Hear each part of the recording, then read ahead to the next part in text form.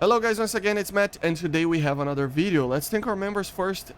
The exclusive AC360 and Crazy Boo, thank you for being the full crew members.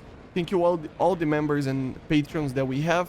Subscribe and join one of our membership programs. So yeah, let's talk today a little bit about the Q-5L. You know, the Q-5L is coming to War Thunder, and I wanted to make a video about it very quickly just to show a little bit on what it is. Basically, you know, a lot of people are so it is a very modern version of the Q5. As you know, the Nanshang Q5 is an aircraft that came from the MiG-19, so use the MiG-19 as the basis, or the J6 as the basis for it, and then they change it a bit. It is built by the People's Republic of China, and basically it's a ground attacker aircraft, you know.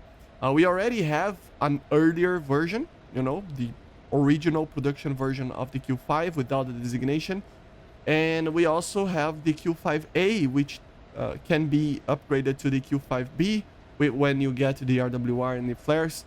So yeah, we already have some versions of it, and we even have the A5C, which is basically an export version of the Q5C that we are going to talk about a bit as well, okay? So we already have some of these aircraft, but the Q5L is just another monster, you know? It is very modern, about 2007, so it is very modern, very modern. So that's a very cool feature, to be honest. One of the latest Q5s to ever be produced, to be honest.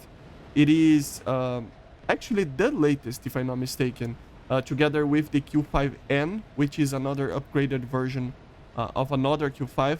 So yeah, they are basically the same aircraft, in the latest aircraft ever built, I mean the latest Q5 ever built, you know. So just for you to understand a little bit on where did it came from, you know. So we have the Q5, the original, and then we have the Q5A, normally sometimes called the Q5I as well. And then we have the Q5B, which, as I said, it is the same as the A, but it has the RWR, flare dispensers, and stuff like that. We have that in the game as well. Then we have the Q5C, which is an upgrade for the Q5A that became one of the main ones, used omnidirectional radar warning receivers, so an RWR. And it later got the Type 205 pulse Doppler navigation radar, which was installed in several planes to solve the navigation problem. So basically, before this, they were basically using more of radar navigations and stuff like that. And then with the radar, the nav radar, you know, they can have a proper, you know, basically, how do I say this, kind of standalone navigation system, you know, similar to the INS and stuff like that. You don't have to have any type of ground antennas or anything like that for a VOR or NDB or something like that, you know, or a TechN. So basically, then we have the Q5A, B, and C. Then we have other models like the Q5M or D. There's other models that, because of some political things, they were canceled and they produced other ones and stuff like that.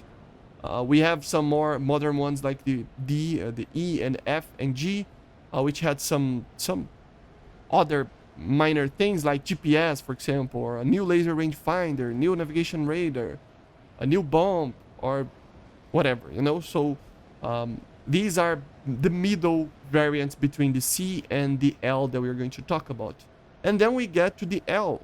Why did I talk too much about these other versions? Because we have the Q5C technically in game as the A5C, the export variant, basically for the Q5C.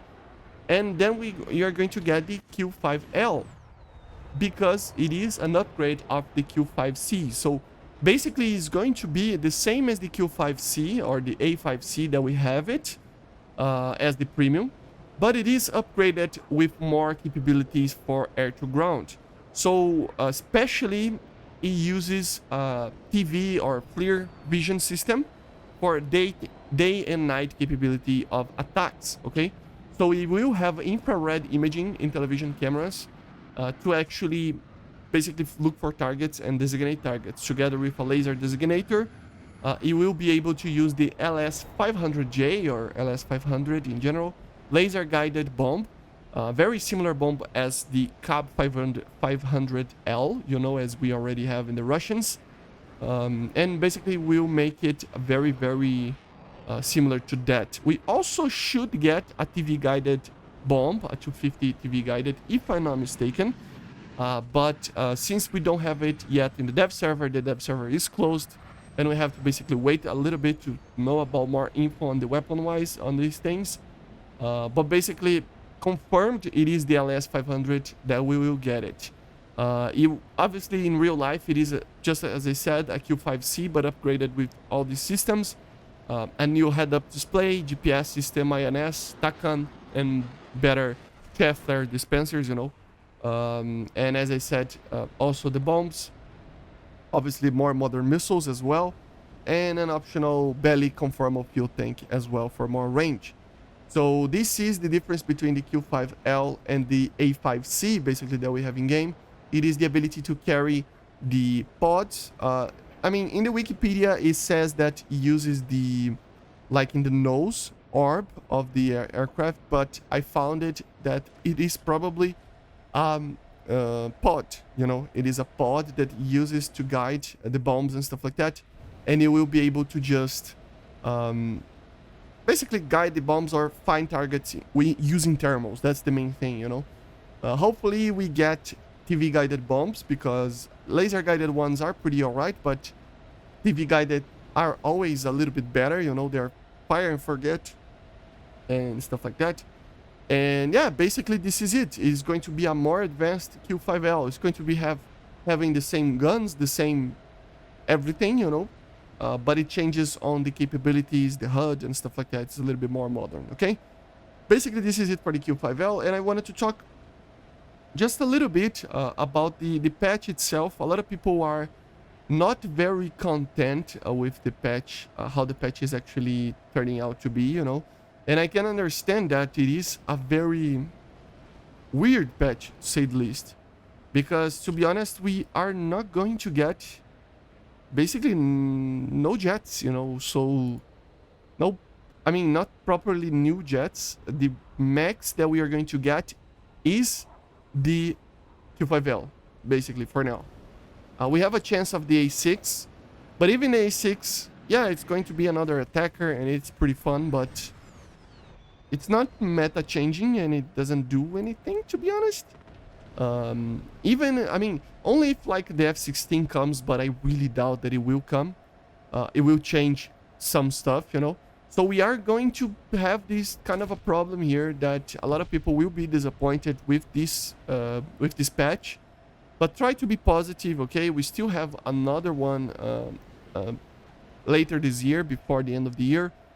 We still have the anniversary that a lot of people will have a lot of stuff to buy, like premium and packs and stuff like that. So just remember that, okay? It's not something... I don't think it's a completely bad patch. I just think that it is going to be less than people expect it to be. Basically, that's it, you know. Another thing is that a lot of people are just expecting a lot of like 4th generation stuff, but gauging takes its time, you know. It's going to do it the same way they always do, so they will take its time to just do the aircraft and add it and stuff like that. So yeah, maybe we will get more stuff than it's already shown, but I think the patch is really, really near to us. To be honest, I think the patch is like next week. We probably won't even see another dev server, to be honest, I think. So just bear that in mind, you know, that probably we won't see anything else, just these things that are already shown.